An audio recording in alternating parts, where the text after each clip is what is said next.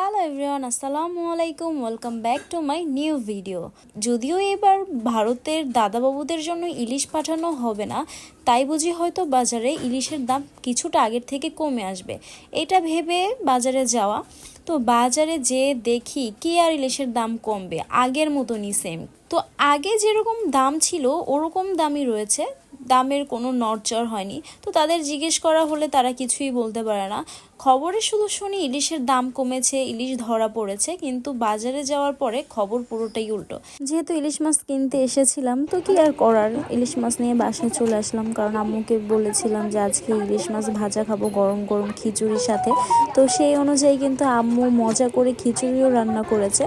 দেন আমরা ইলিশ মাছ নিয়ে বাসায় আসার পরে আম্মু সেটা সুন্দর করে রেডি করতেছে কড়া করে ভাজি করার জন্য। আম্মু বলেছিল মাছটা আমাকে কাটার জন্য, কিন্তু কি আর করা, আমি তো মাছ কাটতে পারি না, তাই শেষমেশ আম্মুকেই মাছগুলো কাটতে হলো। তো চলুন কথা না বাড়িয়ে ফুল ভিডিওটা দেখে নিই।